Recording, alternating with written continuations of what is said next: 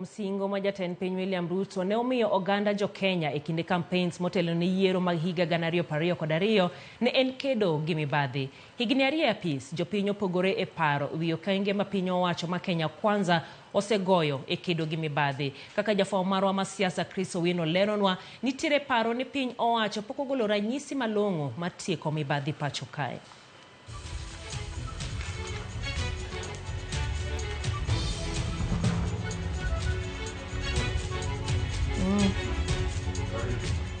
Na nimewaambia mambo ni mangapi?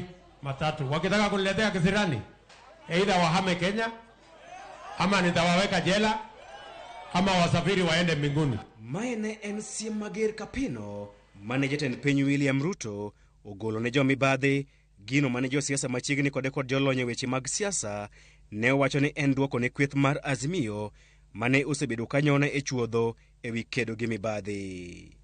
Siem makamano ne olo koyo kuom ngoke mag mibadhi, kendo geno ne entiere e kind oganda jo Kenya ni ataro kod paro mag ji mathoth jatend piny William Ruto ne owuok oko mar kedo kod mibadhi. Jonono weche mag siasa kod telo kata kamano neno ni siem makamano pod okonyago olemo kendo odong' mana ka siem. Chakre mano wach ni mambo ni matatu ni weche gin adek kende ni.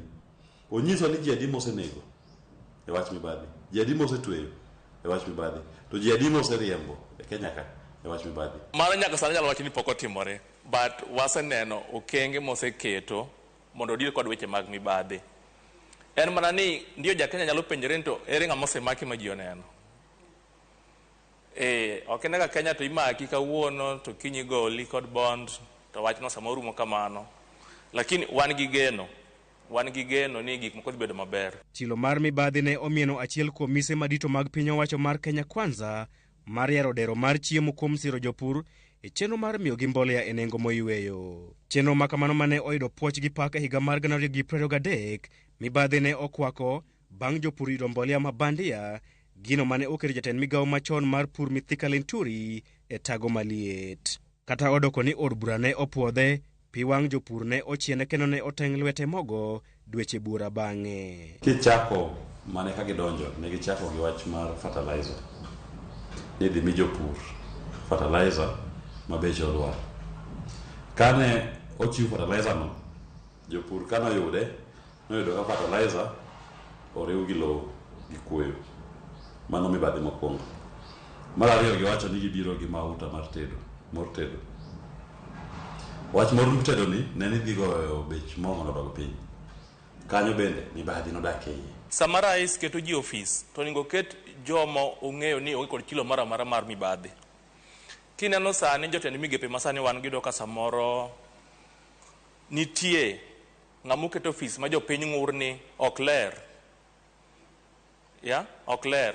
Koro gimoro elno sama timore tiyudo ka mibadhi medore nikech ji neno ni Moses oketo ofis kaka jatend migawo to ma ng'ama wan go kod to en kod kilo mar mibadhi. Motelo ne mano, rekod mar piny owacho mar Kenya Kwanza ne oyudo nying marach e higa mar 2023 e mibadhi mar mo mag tedo bang' sirikal tiyo kod bilion 17 mar kelo mo makamago. Piny owacho ne oket e nyong'ong' kuom nyiewo modhi mag tedo maromo metric tons 125 malo mar nengo mane onego nyiew gi godo. Okang' machielo mane oketo piny owacho mar Kenya Kwanza e yo mapothpoth en okang' mar apis jatend omin wach wito oko buche mag mibadhi mane miyo jalup jatend piny Rigathi Gachagua thuolo machuok bar piny owacho mar Kenya Kwanza kao telo. Okil Kamaloka Willis Otieno wacho ni mano ne ranyisi makende jatend piny William Ruto ne okoikore mar kedo aching' kod weche mag mibadhi. Janon weche mag telo Moses Rajoro kata kamano lero jatend piny William Ruto osetemo keto okenge mag kedo kod mibadhi. To okinyal wacho ni sirikal maonge mibadhi nyalo bet ni gigi timre, to kata gi sani ng'ama osemak botere doho weche mag mibadhi onge. Kendo kirango jok mane odonjnegi e doho gi weche mag mibadhi ndalo mane Uhuru ni e telo, jogo Ruto nogolo cases maggi kotelne gi Gachagua mane pesane moko nomaki gi Asset Recovery Agency. Donge nogol case e doho bakara Gachagua chako yacho jaji mane yalo case. Kidhi e ji karo tich gini kama otuge gini Mary Wambui gini ji mang'eny mano osedonjnegi e do ndalo mane Uhuru nie telo e weche mag mibadhi. Ruto nogolo cases go, DPP nodhi bo donje case bo withdraw donjo mar donjo ne yodo manyisi ni gin gimor gi mibadhi. Ok rais kende manyalo tieko weche mag mibadhi, gini nyaka jiriwre, ok ni miyo otim kod ng'at achiel. Koro manyiso ni mondo mi gini dhi maber ni duol mochung' ne weche mag mibadhi bende nyaka titiji kaka owinjore.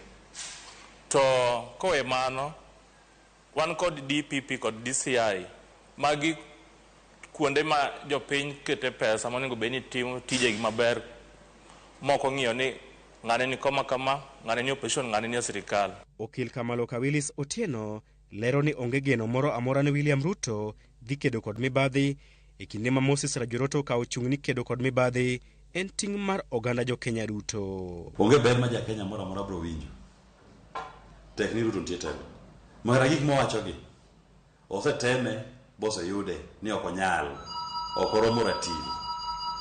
Lweny mar loko Kenya ni oingo Ruto. Nyaka sani nyalo wacho ni osedhi maber nikech kata mana king'iyo kata corruption index manyocho omiwa kod Amnesty International, yudo ka Kenya osegoyo okang' mosedok chien. Yudo ka in 2022 ne wan namba 2 nini 126, sani koro wasudo nyaka 123. Kuma nyiso ni Kenya sudo korka weche korka goyo okang' e yore mag mibadhi. Chris Owino, Ramogi TV, Nairobi.